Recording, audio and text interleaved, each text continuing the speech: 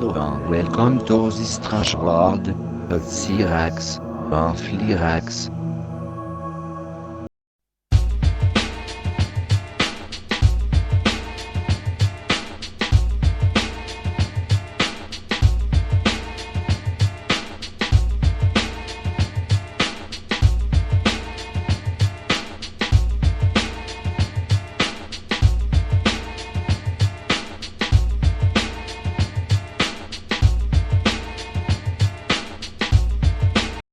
The elders in conjunction with the new believers present the German-Japanese flight to Mars in 1945-46, according to the authors of the underground German documentary movie from the Thule Society. The only produced craft of the Haunebu 3 type, the 74-meter diameter naval warfare dreadnought, was chosen for the most courageous mission of this whole century, the trip to Mars.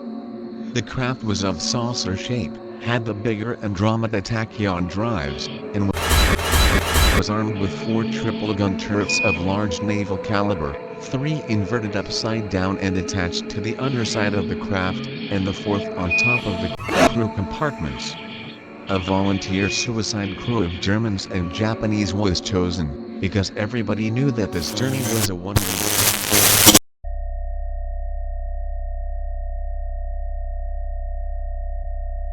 For your eyes only, this message from the elders and new believers is untrackable and cannot be traced. Just after NASA was tipped off about our UFO operation, a huge explosion rocked our HQ.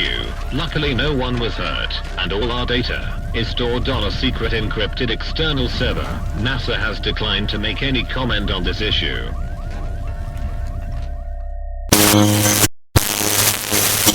The large intensity of the electro-magnetogravitic fields and the inferior quality of the metal alloys used then for the structural elements of the drive was causing the metal to fatigue and get very brittle only after a few months of work of the drive.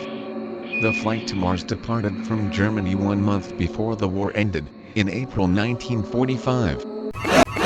It was probably a large crew, numbering in the hundreds, because of the low level of automation and electronic controls inside the saucer.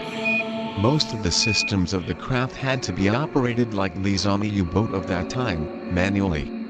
Because the structurally weakened tachyon drives were not working with full power and not all the time, the trip to Mars took almost 8 months to accomplish. An initial short thrust towards Mars was probably used the strong gravitational field close to Earth. After that the craft was coasting for 8 months in an elliptical orbit to Mars with its main drives turned off.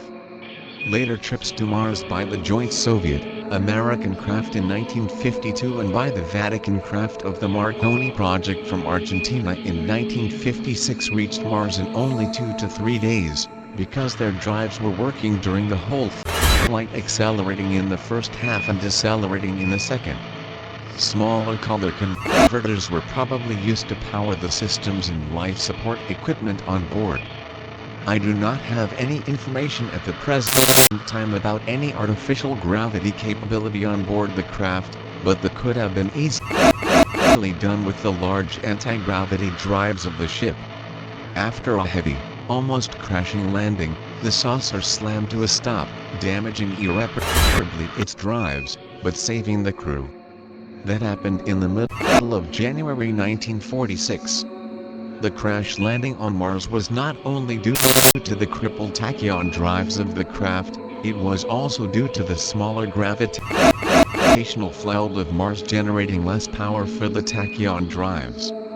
And also due to the thinner atmosphere on Mars, that could not be used as effectively for air braking as the Earth's atmosphere could. The craft was shaped as a giant saucer, a form that is very efficient as an air brake when it is entered into the atmosphere with its luge cross-section perpendicular to the trajectory of descent. One question that I have not answered yet in the affirmative is how were the Germans able to regenerate the air inside the craft for 8 months for this big crew? Quite probably they were using advanced life support systems, developed initially for their larger water turbine and free energy submarines that were cruising the the oceans without resurfacing. The radio message with the mixed news was received by the German Underground Space Control Center in Neuschwabenland and by their research base on the